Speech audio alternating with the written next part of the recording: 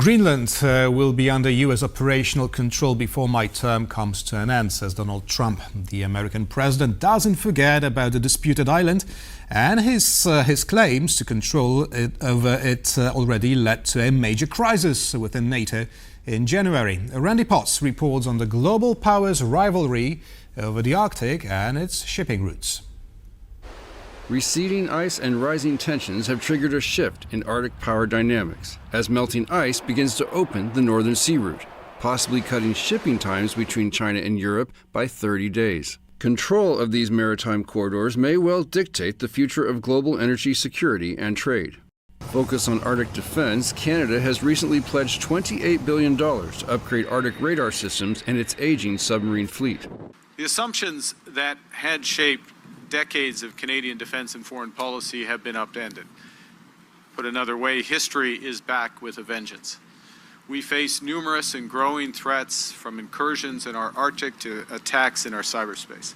The Kremlin currently operates 40 military bases in the region to project power in a bid to control both resources and new shipping lanes. Russia has invested significantly, especially over the past decade, in terms of allocation, the deployment of sensing technologies, radar, as well as associated technologies for communications, for example, for monitoring the area, as well as it has expanded its fleet of icebreakers. China, for its part, is not sitting back. Beijing defines itself as a near-Arctic state to secure access to minerals and new maritime trade corridors. The Chinese scientific fleet recently deployed 4 vessels to monitor hydrological changes in the high north. And with the long Norwegian coastline a major part of the new route, NATO is also ramping up its efforts, with German Foreign Minister Johan Vadeful visiting Norway's Bodo last month, home to the Norwegian Armed Forces headquarters north of the Arctic Circle. NATO launched the Arctic Sentry mission this year to bolster surveillance against increased Russian and Chinese activity. What I would say about NATO is it's made up of 32 nations. Over 25 of those are maritime nations, and every single country has something to bring and contribute. Even as defense in the region ramps up, shipping a high volume of commercial goods over the northern trade route is still mostly a hypothetical.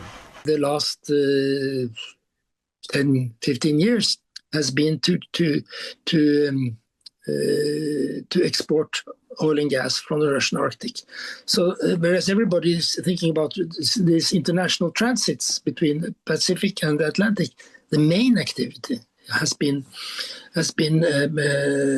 transports of oil and gas. As part of a U.S. bid to control more of the Arctic, President Trump has long claimed Greenland should be controlled by the United States. His most recent statement in July did not beat around the bush. And it's surrounded by China ships and Russian ships.